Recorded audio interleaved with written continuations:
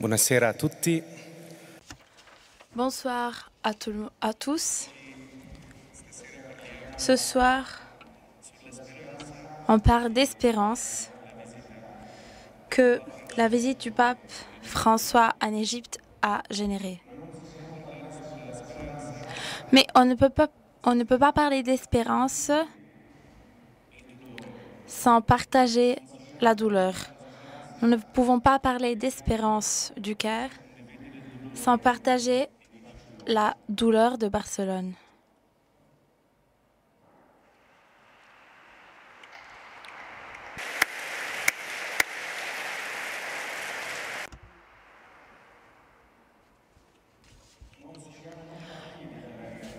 Nous ne pouvons pas ne pas partir de la réalité, une réalité vécue dans tout le monde qui nous impose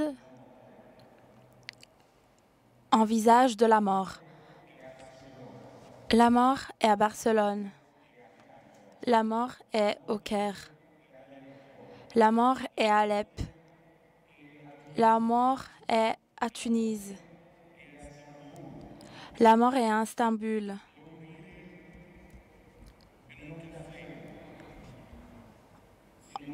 On peut mourir dans un café, dans un théâtre, dans un parc, dans un stade, dans une rue, dans le métro. La mort te trouvera par surprise. Tu ne pourrais jamais l'éviter parce qu'elle arrivera par hasard. Ton meurtrier ne te connaît pas. Il n'a jamais vu ton visage. Il n'a jamais entendu ton nom. Lui, il ne connaît pas si ta mort blessera le cœur de ceux qui t'aiment ou rendra heureux ceux qui te détestent. Il ne connaît pas ta religion, ta nationalité. Il ne connaît pas ton ethnie, ni ton sexe. Il ne connaît ce qu'il y a de bon en toi, ni ce qu'il y a de mauvais. Ton meurtrier ne te tue pas. Il tue la vie qu'il y a en toi. Il tue la vie. Les personnes qui font des attentats ne connaissent rien de leurs victimes. Ils connaissent seulement eux-mêmes. Mais qu'est-ce qu'il connaît de soi-même qui le pousse à la mort? Qu'est-ce qu'il ne connaît pas de soi-même qui le pousse à échapper de la vie? Il connaît la haine et il ne connaît pas l'amour. Il est mort avant de mourir. Il se fait exploser pour échapper à cette mort.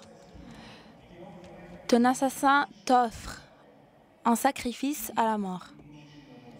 Qui ne connaît pas l'amour n'a pas autre salut que la mort. Il n'y a pas de résurrection pour son âme, parce que cette âme est elle-même la tombe, la prison. Il est vrai, la foi dans l'amour ne te protégera pas par une balle ou qui va traverser ton cœur. Mais il va protéger ton corps de la mort avant que la mort. Il te évitera de vivre la vie comme une fuite éternelle de la mort. On n'est pas ici aujourd'hui pour échapper à la mort. Dans la séance précédente avec le père Stefano Alberto et Olivier Roy, il était clair que le vide dans l'espace public a créé un grand vide dans le cœur.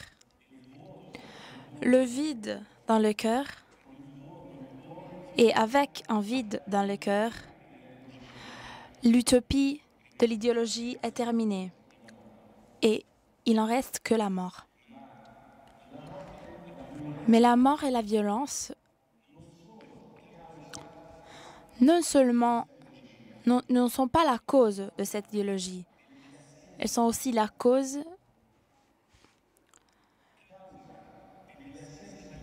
cela cause du manque de courage d'annoncer le fait que nous croyons dans cet amour. Il faut une présence pour remplir ce vide. Si la visite du pape en Égypte nous a enseigné quelque chose, est vraiment cette présence, être présent. Dans la façon la plus simple, le pape est arrivé à conquérir, a été capable de conquérir le cœur du peuple égyptien. Il était capable de remplir ce vide, de faire tomber des préjugés.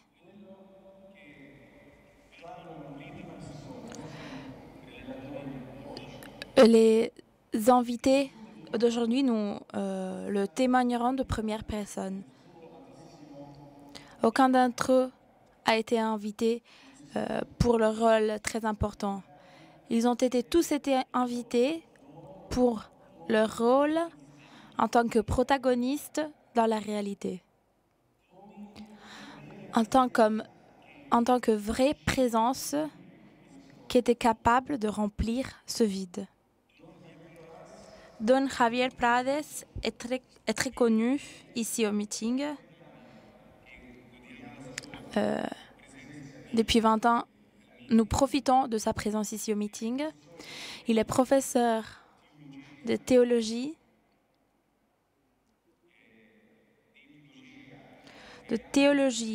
et il est aussi recteur de l'université San Damaso de Madrid.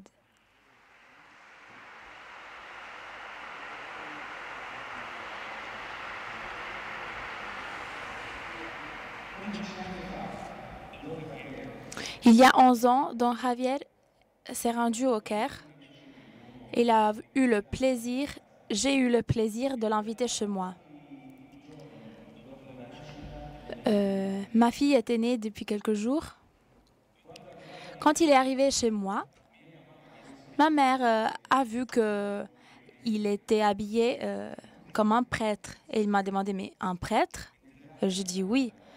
Quand il est rentré dans la salle, elle est allée dans la salle de la petite fille et lui a demandé en arabe à Don Javier de la voir. Et j'ai vu qu'il a compris l'arabe et il a prié et béni ma fille. Après, j'ai demandé à ma mère, mais comment tu lui as causé des difficultés pour lui demander de prier pour notre fille? Et elle m'a dit, tu ne comprends rien. Il est un homme religieux, il nous aime. Après, en parlant avec Don Prades, lui aussi, face au geste de ma mère, moi j'étais un peu confondue parce que il avait le désir de la bénir, mais il ne voulait pas faire le signe de croix pour ne pas offenser ma mère. Je vous raconte cela pour vous montrer une sensibilité, un désir, une confiance qui manque aujourd'hui dans notre monde. Notre deuxième invité est Saïed Mahmoud,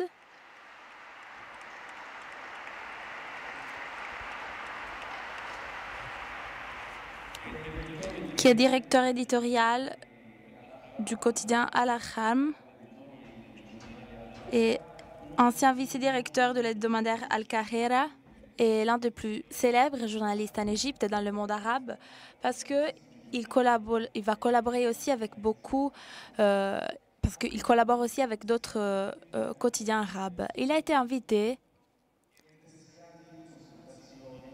pour ses observations intéressantes et pour les articles qu'il a écrits sur la visite du pape. Notre troisième invité, on dit toujours que le dernier est le plus doux en arabe, est Dr El Feki, directeur de la bibliothèque d'Alexandrie. Il est un académique de premier niveau. Il a été recteur des différentes universités en Égypte. Il a publié beaucoup d'articles. Il a fait son PhD, son doctorat sur le christianisme au Moyen-Orient. Il a étudié les conditions des minorités chrétiennes au Moyen-Orient. Il a passé la moitié du siècle dernier en luttant pour défendre les droits des minorités chrétiennes au Moyen-Orient.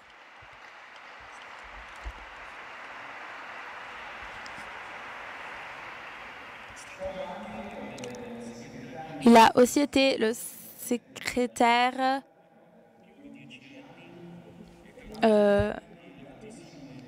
il était secrétaire dans des fonctions très importantes. Il a occupé beaucoup de responsabilités, mais il n'a pas été invité pour cela. Nous ne l'avons pas invité, le directeur de la bibliothèque d'Alexandrie, mais on a invité l'intellectuel courageux qui, le jour après la visite du pape, a appelé le gouvernement égyptien pour faire apprendre le discours du pape dans les écoles publiques égyptiennes.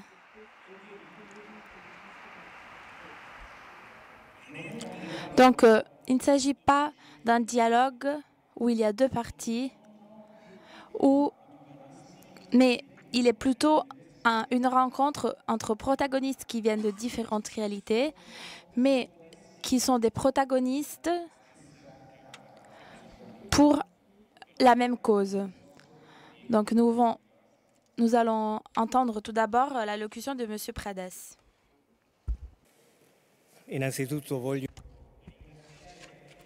Je veux tout d'abord remercier chaleureusement les amis du meeting de Rimini qui ont bien voulu, encore une fois, m'inviter à participer à ce magnifique geste de rencontre et de dialogue avec le grand monde de la culture et de la religion qui, depuis de longues années, et en particulier dans cette phase de changement d'époque, comme le dit le pape François. Je suis très honorée de pouvoir partager cette table ronde avec un très cher ami, Wael Farouk. En le rencontrant au Caire, il a de fait changé mon regard sur le monde musulman. Juste pour une petite précision, mon geste, c'était celui d'une imposition des mains et non pas d'avoir élevé les mains. Tout le reste, c'est comme il l'a dit. Je suis aussi très honorée de me trouver avec Mostafa Al-Feki, directeur de la bibliothèque d'Alexandrie, et Sayed Mahmoud, directeur éditorial de Al-Ahram et ex-éditeur en chef de l'hebdomadaire Al-Qaïra. Je vais commencer par quelques mots sur le contexte difficile. Le voyage du pape François en Égypte à la fin du mois d'avril offre quelques clés de lecture originales pour comprendre le futur non seulement de ce pays, mais du Moyen-Orient dans son ensemble, et plus généralement pour favoriser la vie commune entre monde occidental et islamique au début de ce siècle. Il y a de nombreux indices qui montrent combien cette cohabitation est fragile lorsqu'elle n'est pas carrément plongée dans un conflit permanent. Pour ne citer que quelques exemples de l'année 2017, la tentative du président américain d'approuver un décret présidentiel pour interdire ou limiter l'entrée aux États-Unis de citoyens de différents pays musulmans n'est pas un fait isolé. Dans la campagne électorale pour les élections présidentielles françaises, l'une des candidates a qualifié d'insupportable l'influence islamique et a décrit la France comme un pays appelé à un choix de civilisation. Et elle n'est pas la seule en Europe. D'autres leaders politiques ont parlé ouvertement contre l'islam. La défiance et la méfiance sont profondes. Elles sont alimentées par le terrorisme islamiste qui frappe sans discrimination, comme vient de nous le rappeler Wael, et par les soupçons généralisés qui accompagnent les processus d'immigration de masse en direction de l'Europe et de l'Amérique causés par les guerres en Irak et en Syrie. C'est une question très délicate parce que on ne sait pas bien si l'on compare culture et civilisation en général ou si on fait allusion à une problématique spécifiquement religieuse.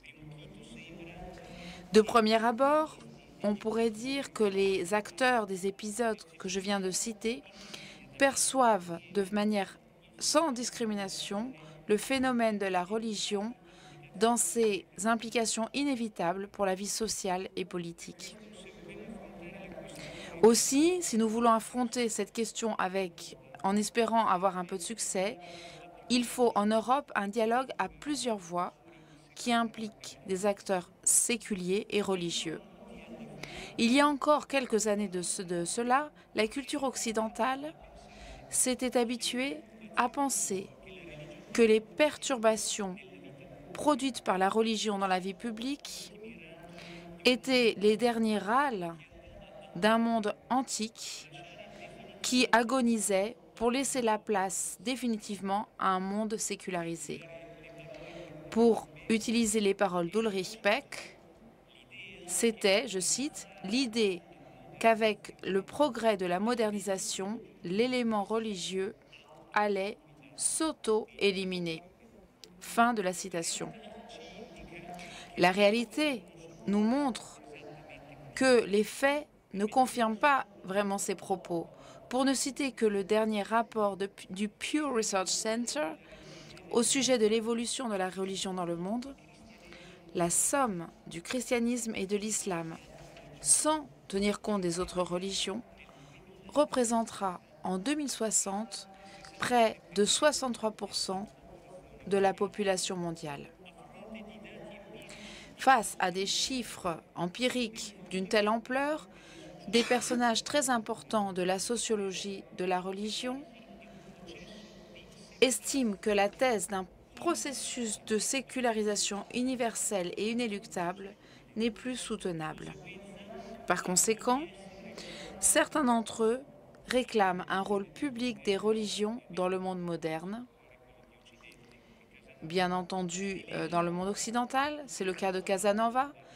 Il note de nombreux autels de la modernité, c'est Berger, où il cite une seconde modernité avec différents types de sécularisation, comme Beck. Au niveau mondial, la religion ne disparaît pas, mais au contraire, elle conserve toute sa vigueur et elle se répand. En Occident, de nombreuses voix mettent en garde contre l'ambivalence de cette division sociale de la religion. La plus grande vitalité de la religion peut se traduire dans une contribution efficace pour la paix ou au contraire dans une multiplication de la violence. La question est extrêmement complexe et il ne s'agit pas de la traiter ici. Nous nous contentons de proposer quelques points qui peuvent peut-être favoriser ce dialogue. Dans cet horizon, l'évolution intérieure du christianisme et de l'islam, ainsi que de leurs relations réciproques, est du plus grand intérêt pour le débat social commun en Europe, pour tous. En effet, l'islam prêche une forme de monothéisme qui entend réformer et dépasser le monothéisme judaïco-chrétien. Et il prétend être une vérité universelle, à la différence, par exemple, de la manière dont les religions d'Extrême-Orient se conçoivent elles-mêmes. Par conséquent, la présence croissante de musulmans en Europe, pacifique, commençons par là, rouvre la question de la compatibilité de différentes visions du monde dans la sphère publique. Une rencontre entre Occident de racines chrétiennes et islam est-elle possible ou sont-ils condamnés à s'affronter? Les sociétés européennes, nos sociétés, se trouvent en difficulté pour affronter cette situation délicate, avec bien entendu des différences intérieures entre les différents pays qu'il n'est pas possible de détailler ici. À la lumière de ce que nous disions sur la sécularisation en Occident, on comprend mieux en quoi la culture dominante en Europe, en Occident, a mis en crise les affirmations sur l'homme et sur Dieu de portée universelle, en particulier celle de la religion vécue en Occident, à savoir le christianisme. Cette unité culturelle et politique de la foi médiévale s'est brisée suite à la Réforme, s'est fragmentée en parties qui se sont combattues en déclenchant des guerres dévastatrices pour la vie sociale. La philosophie moderne naît, entre autres, avec l'intention de dépasser les divisions confessionnelles et de proposer de nouvelles formes de référence à l'universel qui puissent garantir la cohabitation. Ce processus est très long et très complexe. À la fin de celui-ci a été mis en doute la valeur universelle de la révélation chrétienne et sont apparues d'autres formes d'universalité qui faisaient abstraction de Dieu. La place de Dieu était occupée tout d'abord, par exemple, par la raison, puis par la science, puis par l'État, par l'histoire, par la race, par le marché. Pourtant, malgré ces nombreuses tentatives, on parvient à la fin à parler dans notre société de manière fréquente d'une modernité insatisfaite. Autrement dit, le progrès technoscientifique indiscutable de l'Europe occidentale, son niveau très élevé de développement économique et social, que beaucoup envient, ce qui fait qu'ils veulent venir ici et non ailleurs, n'a pas été accompagné, sans doute, par un progrès analogue en ce qui concerne les interrogations ultimes sur le sens de la vie et de Dieu. Les deux guerres atroces du XXe siècle et les totalitarismes ont jeté une ombre sombre sur l'Europe. La culture islamique, toutefois, connaît elle aussi des difficultés profondes pour pouvoir devenir rapidement un interlocuteur adapté. Les révolutions de ces dernières années sont nées, entre autres, du fait que dans ces sociétés apparaît une exigence de liberté et d'autres droits économiques et sociaux. Beaucoup de ces révoltes sont nées dans des conditions de pauvreté profonde, de manque d'opportunités, en particulier pour le travail. Cette demande d'une liberté effective et concrète peut se lire de différentes manières. On peut la voir comme une menace contre l'universalité religieuse, qui est tellement liée à l'ordre social que la religion peut apparaître comme une forme de croyance subordonnée à cet ordre social. L'islam et les musulmans devront affronter cette demande de liberté comme nous-mêmes Européens, occidentaux, beaucoup d'entre nous chrétiens, devons affronter les questions auxquelles j'ai fait allusion. En particulier la question de la liberté religieuse, qui nécessite de regarder en profondeur la compréhension de la dignité humaine. La revendication d'une participation civile plus importante peut frayer un chemin à l'interrogation sur le type d'homme qui pourrait être protagoniste du troisième millénaire. Et nous-mêmes en Occident, nous avons cette question. Actuellement, il me semble qu'il y a plus de questions que de réponses, aussi bien dans le monde occidental. Pour ce que j'en comprends, il y a ici des questions des voix bien plus sûres que la mienne sur ce sujet, que dans le monde islamique. La présence musulmane en Europe éclaire le fait que nous n'avons plus de réponse partagée sur la valeur universelle de l'anthropologie et en particulier de la religion. Et cela à partir des accusations sociales et juridiques des derniers siècles auxquelles on ne peut renoncer en Europe. Il faut revoir le modèle social actuel parce que l'on ne relève pas suffisamment les défis posés par la présence des musulmans en Europe. À l'inverse, le long chemin parcouru par l'Occident offre, à mon avis, des éléments précieux pour les peuples musulmans. Un christianisme vivant constitue une opportunité exceptionnelle pour l'islam.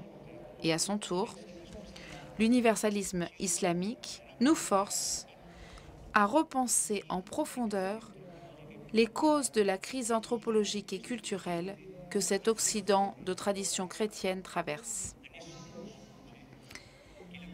Personne ne peut nier que la cohabitation entre chrétiens et musulmans a souvent été très complexe et parfois terriblement violente. Les soupçons sont très profonds. C'est pourquoi la visite historique du pape François en Égypte nous contraint à décider si nous voulons poursuivre l'exclusion réciproque ou si nous entendons favoriser une culture de la rencontre, en encourageant ce que le cardinal Scola a défini à plusieurs reprises comme un processus de métissage de civilisation et de culture, en partant des expériences réelles, aussi conflictuelles qu'elles soient, qui existent déjà en Europe et au Proche-Orient. À la lumière de ces considérations, on peut considérer qu'il est d'intérêt général de s'interroger sur la visite du pape en Égypte. Quelle contribution peut offrir son visage pour une meilleure compréhension réciproque entre chrétiens et musulmans au long du XXIe siècle? J'apporte certaines de mes perceptions qui vont ensuite être soumises au dialogue. La première donnée importante est l'accent mis par le pape sur l'importance historique de l'Égypte dans la conjoncture sociopolitique actuelle. En s'adressant aux autorités politiques, le pape leur a confié une mission très importante et très difficile. L'Égypte, dit le pape, est appelée à condamner et abattre toute violence et tout terrorisme. Il est appelé à offrir le grain de la paix à tous les cœurs affamés de coexistence pacifique, de travail digne et d'éducation humaine. Et il a ajouté: de la part de grandes nations, on ne peut pas se contenter de peu. Pour saisir la portée de ces expressions de François, il convient de ne pas oublier la conscience nationale qui caractérise les Égyptiens, enracinés dans des milliers d'années de civilisation ininterrompue, depuis l'époque des pharaons jusqu'à présent. Le pape se fait l'écho d'une expression que Wael va prononcer pour moi, Misroum al-Dunya. L'Égypte est la mère de l'univers. C'est ce qu'ils disent. On peut également supposer que, au-delà de faire l'éloge de l'identité nationale des Égyptiens, le pape a voulu aussi, à travers cette expression, mettre en jeu sa conception géopolitique du concept de périphérie qui lui est si cher.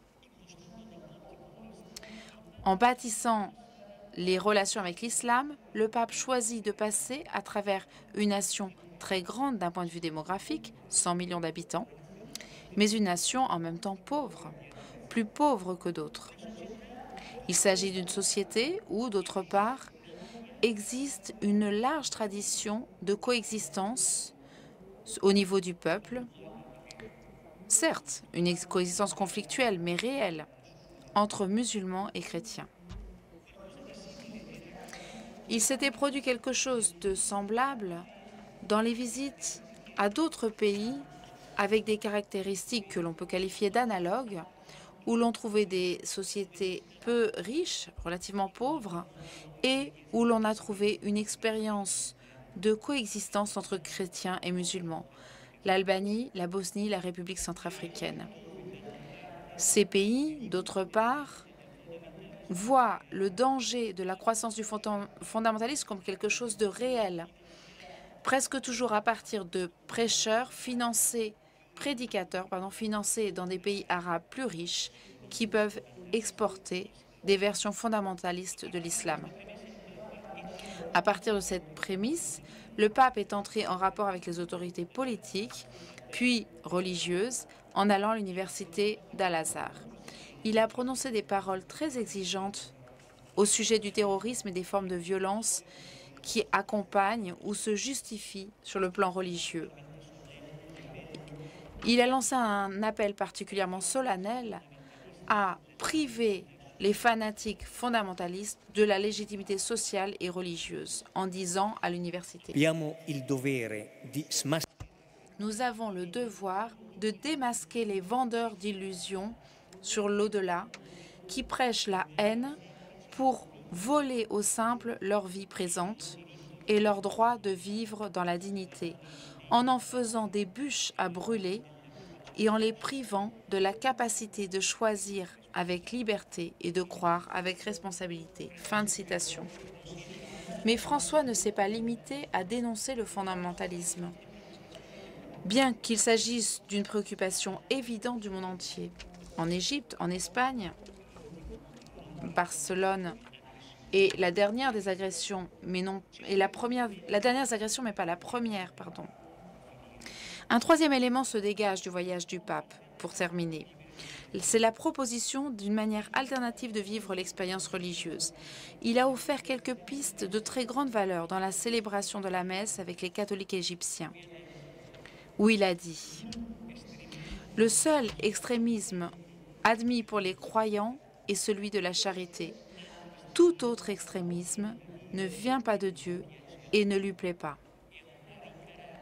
Et il a renforcé encore ses propos en affirmant: pour Dieu, il vaut mieux ne pas croire qu'être un faux croyant, un hypocrite. On n'a pas besoin de beaucoup de religiosité si elle n'est pas animée d'une grande foi et d'une grande charité. J'abrège. Il me semble que ces phrases, qui ont été ensuite diffusées dans toute l'Égypte, constituent le cœur du voyage. Nous ignorons l'effet qu'elles auront. Les mouvements sociaux naissent parfois de manière imperceptible, grandissent petit à petit, en ayant une incidence sur la vie quotidienne, jusqu'à ce que tout à coup, ils arrivent sur la place publique et aux institutions. Je voudrais utiliser un tout dernier facteur de ce bilan de la visite. Les paroles et les gestes de François se trouvent en harmonie avec le témoignage pacifique et désarmé des chrétiens copto-orthodoxes d'Égypte.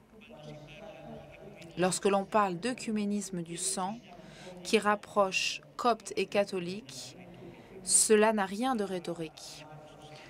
Le pape Tawadros II, l'autorité religieuse des coptes orthodoxes, déclarait récemment: les terroristes verront ce pardon immense que les coptes offrent chaque fois qu'ils sont touchés, la tolérance face à la violence des méchants. Je suis certain que leurs cœurs seront touchés.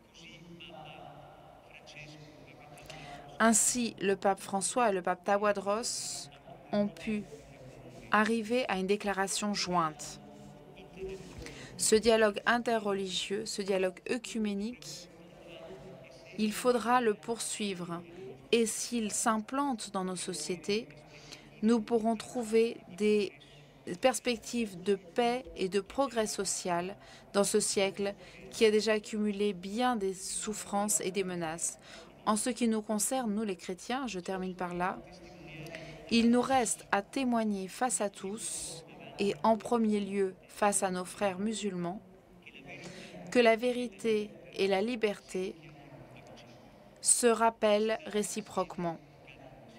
Elles tiennent ensemble ou elles tombent ensemble. Leur relation la plus parfaite est celle de l'amour. Seule la vérité l'emporte. La victoire de la vérité est la charité, est l'amour. Ce sont les paroles de saint Augustin.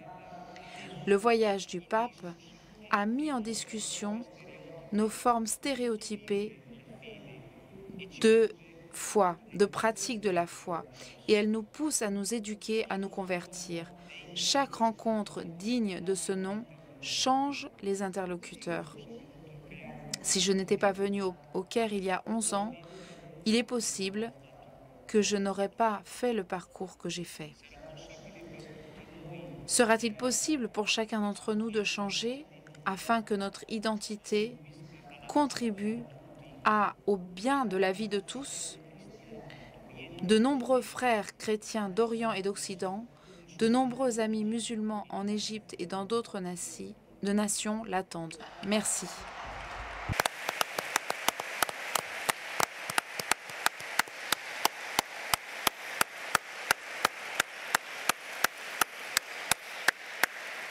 Grazie a Don Parades per mettere... Merci, Père Prades, pour introduire et insérer la visite du pape en Égypte dans le contexte européen. Et face à la difficulté de la situation européenne et la difficulté aussi qui naît de l'islam.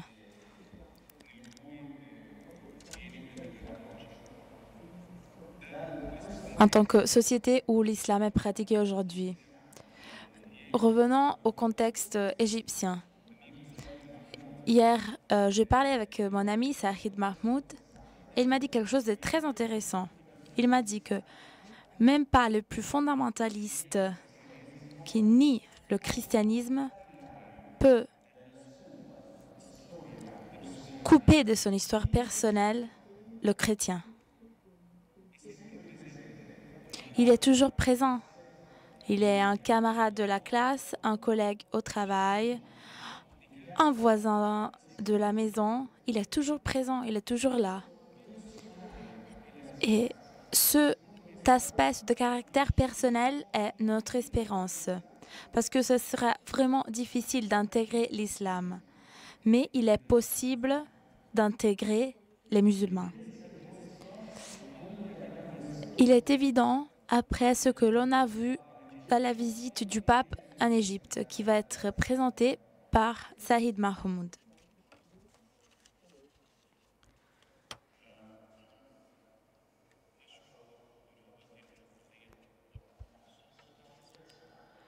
Je suis impressionnée maintenant que je m'adresse à ce public qui a écouté Chomsky, qui a écouté le Dalai Lama et d'autres personnages très grands avant que moi. Je suis rassurée parce que je parle du pape, qui est un homme qui nous passe de la sérénité, qui nous inspire la sérénité.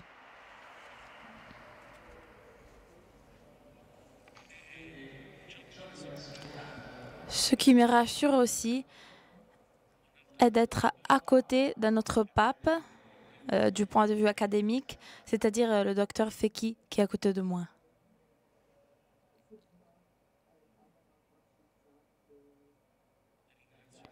Je remercie mon ami Wael Farouk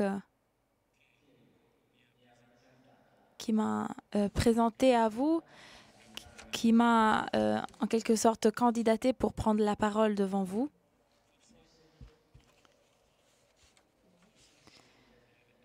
Peut-être l'invité précédent a déjà bien expliqué la position et le rôle de la religion dans nos sociétés, dans le passé et dans le présent. Mais pourtant, je voudrais revenir sur ces pensées philosophiques en citant des faits égyptiens. Il y a un texte qui a illustré le monde en disant que le monde est changé en 3 tables. Et je vais parler de la visite du pape François et de ce qu'elle a changé. Dans cette page, nous voyons l'illustration de ce 30 heures.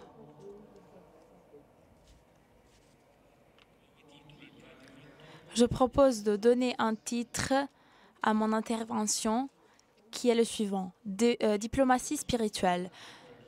Je m'excuse pour le docteur El Feki parce qu'il s'agit d'une idée expérimentale. Maintenant que la diplomatie traditionnelle a fait faillite,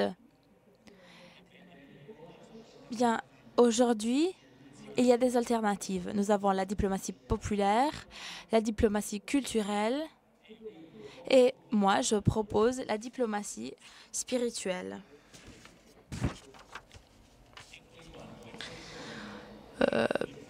Parce que des personnes qui ont une existence inspirée des religions ou de positions de leadership religieuses comme le pape ou Al-Azhar en Égypte, ces points de référence peuvent donner beaucoup au monde pour faire face à la peur. Comme l'a dit hier le ministre des Extérieurs italien. La visite du pape en Égypte a été comme un don du ciel. Et il s'agissait vraiment d'un don du ciel, parce que c'était un moment très critique. L'Égypte, avant 2 semaines avant de la visite du pape, avait subi 2 attentats terroristes contre 2 églises. Et quand le pape a insisté pour venir en Égypte dans la date qu'il avait préfixée, il n'a pas seulement rassuré les chrétiens et les musulmans, mais le monde entier et l'Égypte entier. Avant de l'arrivée du pape, de fait, sa visite était attendue avec beaucoup de joie.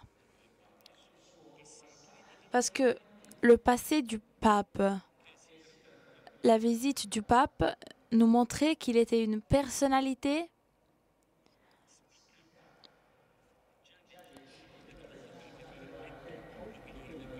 importante. Il avait déjà dit beaucoup à propos des immigrés syriens, des immigrés en général en Europe, et tout le monde a été touché quand le pape, le jeudi saint, avait lavé les pieds, avait fait le lavement des pieds des prisonniers et des détenus, parmi d'autres, un musulman aussi. Cette image, cette photo a été partagée beaucoup dans les réseaux sociaux et on voit le pape qui lave les pieds à un réfugié musulman.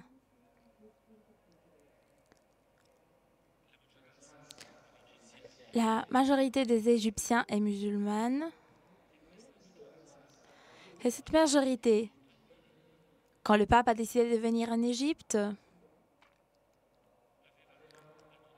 avait adopté le même slogan de la visite, la fraternité. Ce tweet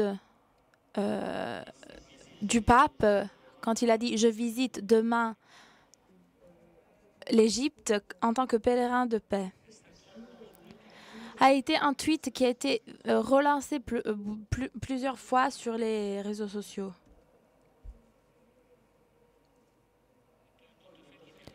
Le docteur Faki m'avait signalé aussi que cette visite était vraiment un cadeau, une visite historique. Il est vrai qu'en Égypte, on parle beaucoup d'histoire. Toute conversation tombe sur l'histoire à un moment donné, mais cette visite était vraiment historique.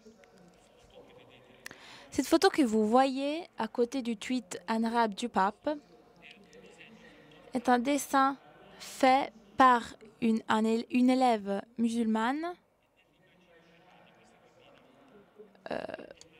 dans son imaginaire. Il a peint le pape avec la colombe de la paix dans sa main. Pourquoi je dis que c'était vraiment un don du ciel?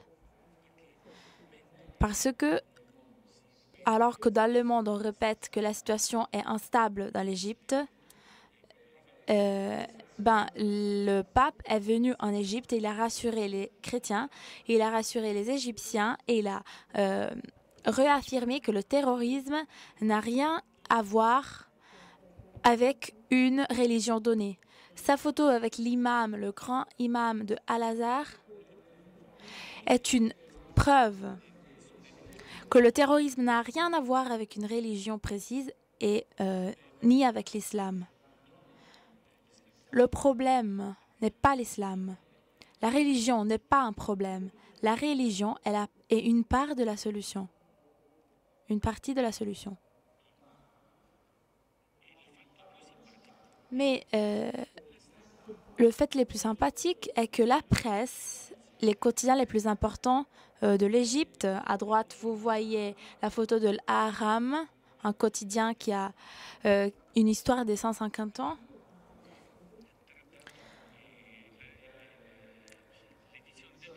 Avait dédié l'édition du jour sur la visite du pape.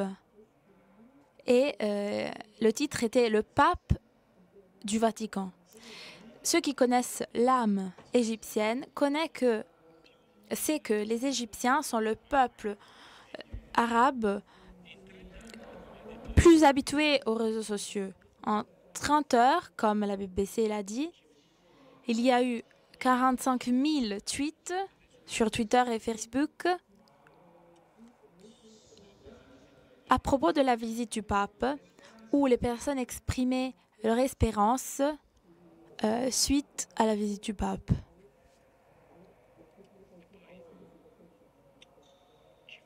Ensuite, il y a eu aussi des affiches sur les rues principales de l'Égypte où le pape saluait les personnes. Vous voyez un autobus, un bus. Il y a deux bus où il y a toujours beaucoup de personnes et il y a des phrases sur les bus.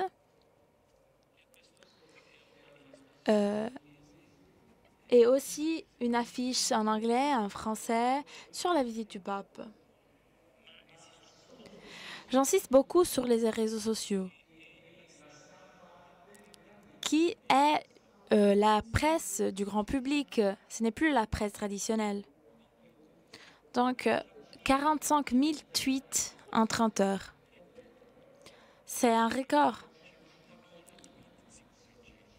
Le relateur se corrige, c'est 450 000 tweets. Mais ceux qui lisent l'arabe comprennent que les Égyptiens ont dit plusieurs fois que la vie du pape, c'était une bénédiction. Un don. Ce don du ciel a fait en sorte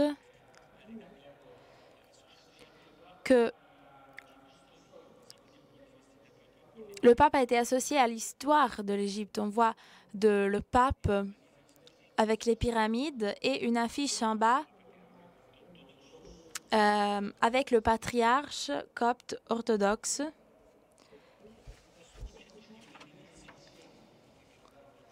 Qui a été mentionné avant. Ce résultat de la visite du pape a duré beaucoup de temps, un peu de temps.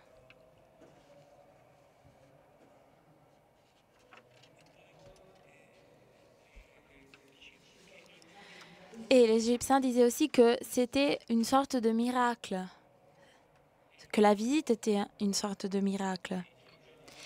Et les quotidiens parlaient de miracles ou grâces obtenues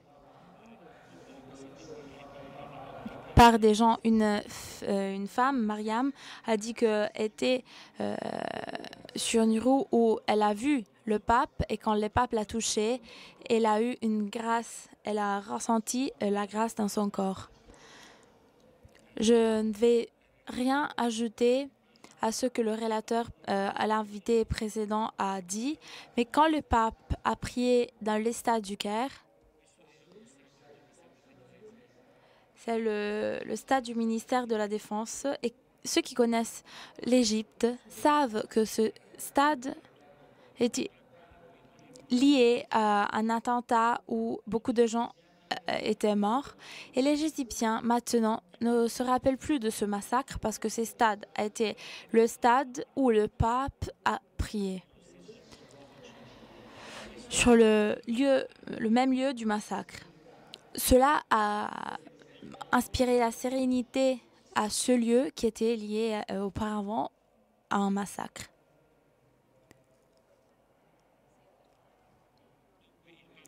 Donc,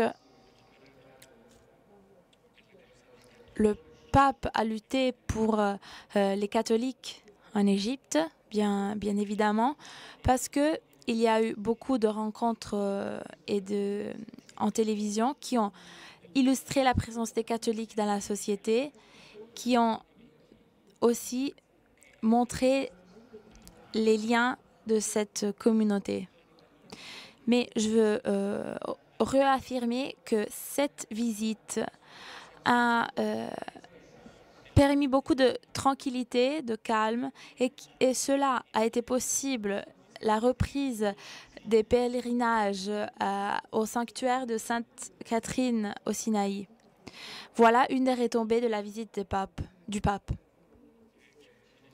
Après, il y a eu aussi des rencontres entre le président Al-Sisi et le pape. Le président Al-Sisi lui-même avait considéré très positivement la visite du pape et son impact. Cette prière dans le stade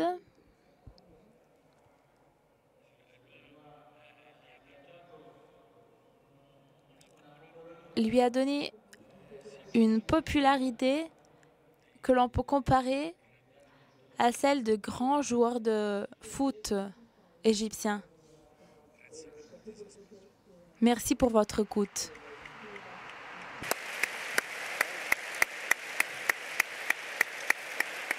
Un popolo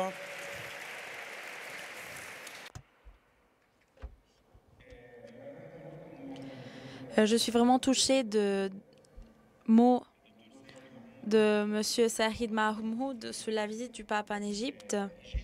Parce que les gestes du peuple, un peuple qui parle de miracles, des miracles faits par le pape,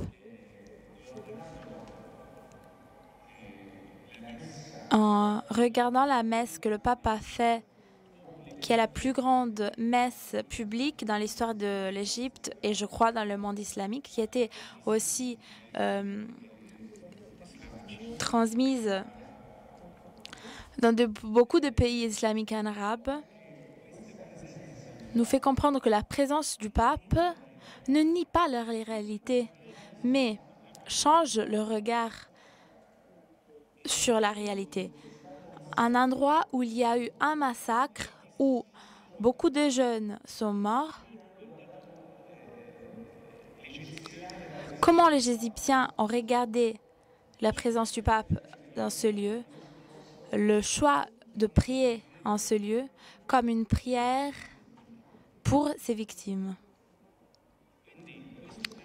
Donc ce changement du regard vers la réalité, sur la réalité, est exactement ce qui suscite l'espérance. Personne ne peut expliquer cela, ne peut parler de l'expérience mieux que Mostafa El-Feki. Je vous cède la parole. I would like to start by thanking you, my good friend. Je voudrais commencer en vous remerciant personnellement,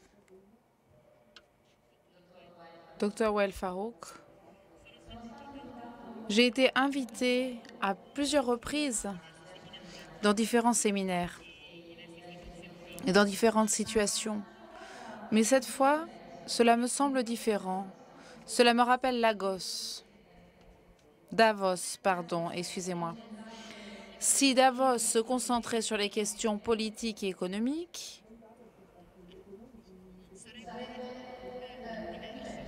ce serait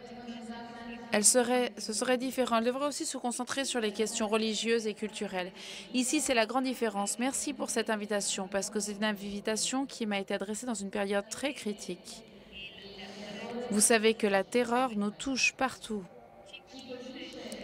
Elle nous touche indépendamment de la religion, de la couleur, du sexe. La terreur se trouve partout. On la voit à Barcelone, au Caire, à Istanbul, à Londres, à Paris, à Bruxelles. C'est un terrorisme qui touche l'ensemble du genre humain. Je suis un expert de religion comparée. Je me suis occupée des minorités chrétiennes au Moyen-Orient, en m'intéressant particulièrement aux Coptes égyptiens dans ma thèse. Et je me souviens très bien que l'on disait que les religions sont des mouvements de réforme. Indépendamment de la partie spirituelle de la religion, c'est un mouvement de réforme qui doit améliorer, élever le niveau de vie du genre humain et apporter plus de valeur. C'est le cas du christianisme, c'est le cas de la religion juive, c'est le cas de l'islam. Les trois grandes religions monothéistes prêchent pour cela. J'ai vécu en Inde et je connais les idées aussi du bouddhisme, de l'hindouisme et des différentes religions. Pour le genre humain, en général, ces enseignements sont très généraux et ils devraient être acceptés par chacun d'entre nous. Il ne devrait pas y avoir de différence entre nous à cause de l'appartenance religieuse différente. Dans notre Coran, Dieu dit « Je peux vous rendre tous heureux, égaux dans une religion. » Mais la différence entre vous et les autres, il n'y en a pas.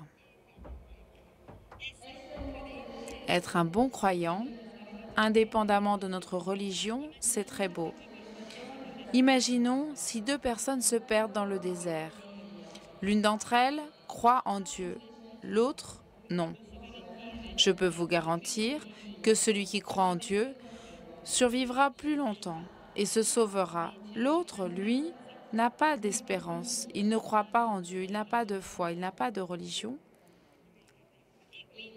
Et par conséquent, il mourra avant. Il ne pourra jamais survivre. Voilà pourquoi, si on le regarde d'un point de vue pratique seulement, on peut comprendre que la foi conserve la vie dans l'être humain. Donc il vaut mieux être croyant que non croyant. Dans mon pays, les religions sont très enracinées. Nous sommes dans un pays où Akhenaton, l'un des anciens pharaons, a découvert de sa propre nature qu'il y a un seul Dieu. Et il a commencé à parler de cela. Voilà pourquoi les Égyptiens, vous ne le savez peut-être pas, sont l'une des nations les plus religieuses au monde. Lorsqu'Alexandre le Grand a envahi l'Égypte, ses conseillers lui ont indiqué d'aller directement au temple des pharaons et de s'annoncer comme le fils de Dieu, afin de pouvoir toucher le cœur des Égyptiens. Napoléon Bonaparte, ensuite, après de nombreux siècles, lorsqu'il est arrivé en Égypte, on lui a demandé de parler de l'islam, la religion de la majorité des Égyptiens. Et il a dit, c'est la seule manière de toucher leur cœur. Voilà pourquoi la religion est très respectée parmi nous. Je ne sais pas si vous le savez, mais au Caire, une ville musulmane, nous avons 9 synagogues pour les Juifs qui sont entretenues. Tous peuvent y aller et tous peuvent pratiquer leur foi religieuse. Elles n'ont pas été touchées en 56, en 67, en 73. Elles n'ont pas été touchées lors des guerres d'Israël. Parce que nous croyons dans les religions. Nous avons des milliers d'églises. Nous avons les plus grands monastères du monde. À Nabar, dans le nord, parce que beaucoup de musulmans vont à l'église pour demander une bénédiction. Et ils veulent que le prêtre touche leurs enfants pour recevoir la bénédiction. Le professeur Farouk l'a dit, ils veulent que les prêtres sauvent leur vie.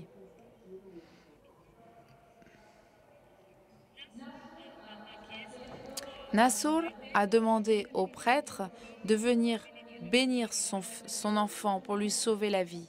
Voilà, c'est nous cela. Il n'y a pas de différence naturelle. Ce que vous voyez maintenant, ce ne sont pas les Égyptiens. Ce ne sont pas des musulmans. C'est quelque chose de totalement différent. Ces personnes sont des personnes qui ne sont pas heureuses de leur vie. Elles sortent et elles ne font que perpétrer la violence. Elles ne sont pas religieuses, elles ne sont pas croyantes. Lorsque le pape est venu en Égypte et a eu l'honneur d'être invité pour rencontrer le président égyptien, il a dit « Je suis venu en Égypte en pèlerin ». Pensez un peu. Et vous savez pourquoi? Parce que l'Égypte est la terre de Moïse. Nous avons des monastères au Sinaï. C'est la terre où la Sainte Famille a traversé le pays en venant de l'Est vers le Sud. Et c'est aussi le pays qui a reçu ensuite l'islam. Voilà pourquoi c'est une terre bénie. Et le pape est venu dans une période très difficile. Comme l'a dit mon collègue Mahmoud Ali, tous pensaient qu'il ne viendrait pas. Et la rumeur commençait à se répandre qu'à cause de l'instabilité et du manque de sécurité, après que 2 églises avaient été bombardées et détruites, le pape ne viendrait pas. Mais ce grand leader spirituel et religieux qu'est le pape a décidé de venir pour le bien de l'Égypte, pour le bien des musulmans et des chrétiens qui vivent dans cette zone. Il l'a fait pour apporter son propre témoignage, sa propre bénédiction, et pour promouvoir un climat spirituel de paix. C'est exactement cela qui s'est passé. Sa visite a donné une grande gifle au terrorisme dans la région, et cela a été un grand message aux chrétiens du Moyen-Orient. Parce qu'ils ont beaucoup souffert dans les 30 dernières années, en Irak, au Liban, en Syrie, et même dans d'autres pays, y compris en Égypte, à cause de ceux qui ont l'esprit étroit et qui veulent leur faire pression et faire pression sur eux. Mais je peux vous garantir que la majorité des musulmans soutiennent les chrétiens et nous croyons que cela est une partie constitutive de notre terre. Ils doivent rester là pour vivre. Ils ne doivent pas partir. Je suis triste de vous dire que des dizaines de milliers de chrétiens arabes ont dû quitter leur terre dans ces 20 dernières années. Et c'est très très triste de le dire, de le reconnaître, mais c'est un état de fait. El-Azhar, le grand centre islamique du Caire, a décidé une fois d'organiser ce que l'on peut appeler la maison de la famille, avec des musulmans et des chrétiens ensemble, parce qu'il y avait eu un incendie contre une église en Irak. Voilà pourquoi nous comprenons en Égypte la souffrance de nos amis chrétiens. Leurs problèmes dépassent l'imagination. Ils ont payé un prix très élevé. Voilà pourquoi nous voulons voir loin, voulons avoir un regard vers l'horizon pour garantir aux chrétiens des droits dans leur terre. Ils sont propriétaires de la terre. Ils viennent peut-être d'une famille chrétienne et après l'islam, l'islam est arrivé après, mais ce sont les personnes les plus enracinées dans le pays. Personne ne peut le contester cela. C'est leur terre, point. Il n'y a pas à débattre.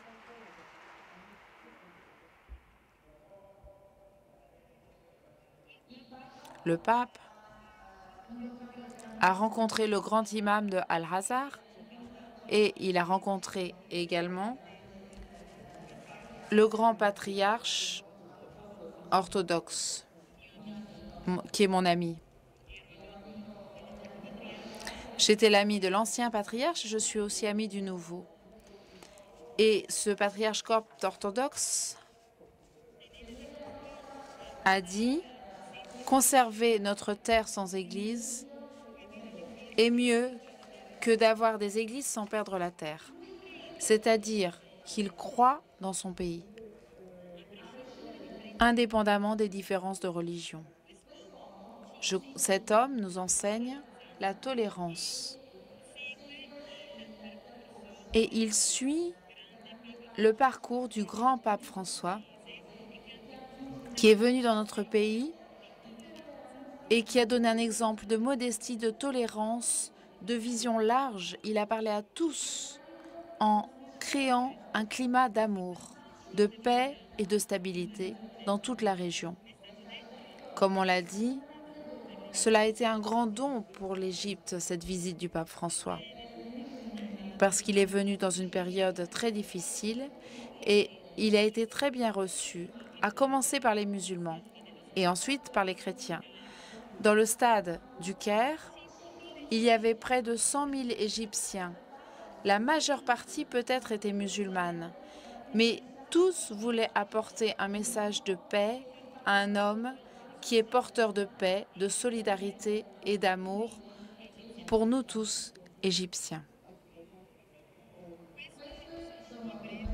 Voilà, brièvement, les points essentiels que je voulais évoquer.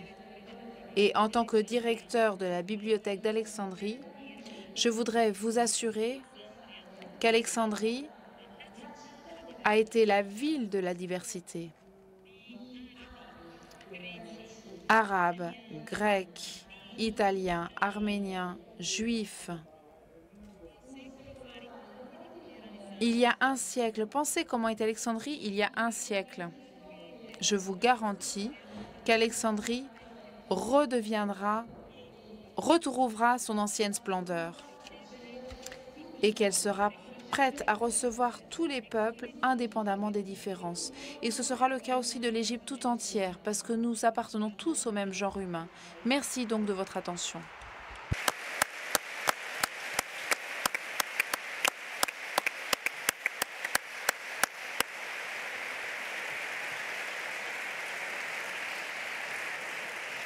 Molto interessante quello che ha detto. C'est très intéressant ce que le professeur El-Feki a dit. Surtout, il nous a rappelé que la maison de la famille égyptienne qui était fondée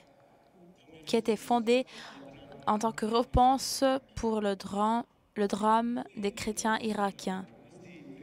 Je veux rappeler que ces chrétiens ne sont pas tombés à cause d'une catastrophe naturelle. Ces chrétiens étaient face à un choix et ils ont fait un choix. Il suffisait de prononcer certains mots pour éviter la peine et la souffrance qu'ils ont souffert. Ils auraient pu sauver leur emploi, leur maison et tout, mais ils ont choisi de aller, ils ont même laissé, ils ont tout laissé, même leurs chaussures, pour garder une seule chose, leur foi.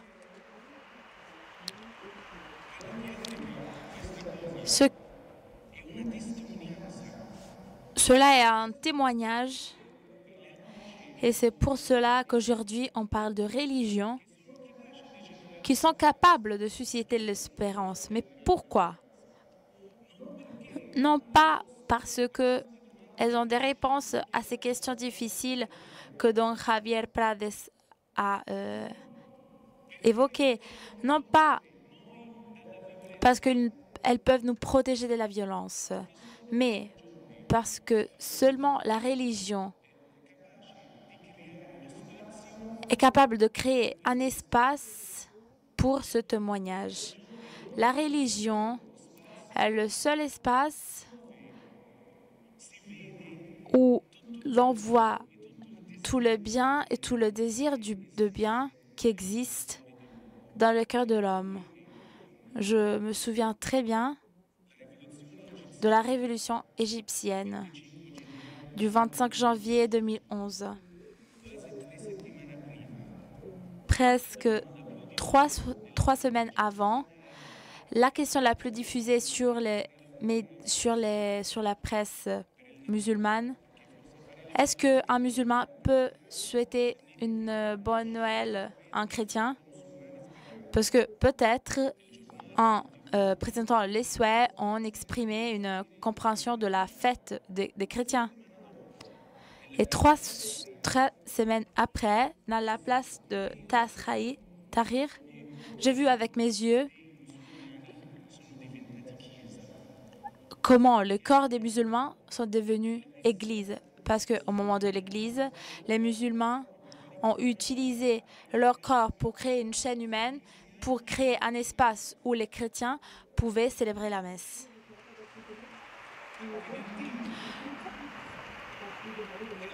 Le vendredi, la même chose se passe.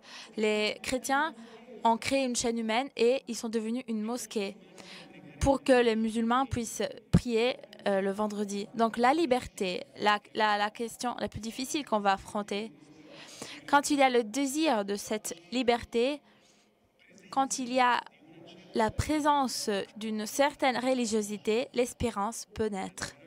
L'espérance peut trouver la méthode pour être incarnée. On peut regagner le bien qu'on a hérité de nos pères. Comme notre ami Saïd Mahmoud nous a illustré au tout début, quand le pape est arrivé au Caire, partout, nous voyons le pape habillé en blanc, la colombe de la paix et les pyramides, la pape de la paix dans la terre de la paix. Les Égyptiens ont créé des symboles qui représentent leur espérance. Mais la présence du pape en Égypte, son humilité, son amour sincère pour tout le monde, l'étreinte qu'il a eue avec l'imam de Al-Azhar, a fait rappeler aux Égyptiens la présence de Saint François d'Assise en Égypte. Et donc, l'image ancienne d'il y a 100 ans émerge de Saint François d'Assise qui étreint le sultan Kamel. Cela a permis la mémoire et a rendu l'histoire présente. Cette visite a rendu l'histoire actuelle à nouveau. Voilà comment l'espérance est suscitée, parce qu'il n'y a pas d'avenir sans une certaine identité. Donc, je remercie chaleureusement nos invités aujourd'hui, dont Javier Prades, Saïd Mahmoud et le docteur Moustapha El-Feki. Et je vous rappelle que, en parlant avec eux hier, ils ont été touchés par le meeting de Rimini. Pourquoi? Parce qu'en tant qu'intellectuels, ils ont étudié profondément l'histoire de l'Europe. Ils ont visité la plupart de l'Europe et ils ont constaté qu'en Europe, toujours, il y a une grande idée d'où un mouvement, un peuple, une société naît. Mais ce qu'ils ont vu ici, au meeting de Rimini, c'est qu'il y a un peuple d'où beaucoup d'idées sont générées. Voilà un grand don. Pour garder ce don vivant, nous devons faire des dons au meeting. Nous devons donner au meeting pour garder cet espace ouvert d'espérance. Nous sommes égyptiens, nous venons d'une autre réalité. Nous venons de notre monde. Et ce que nous voyons ici est vraiment très cher pour nous, parce que nous pouvons toucher l'espérance. Merci à tous et bonne soirée.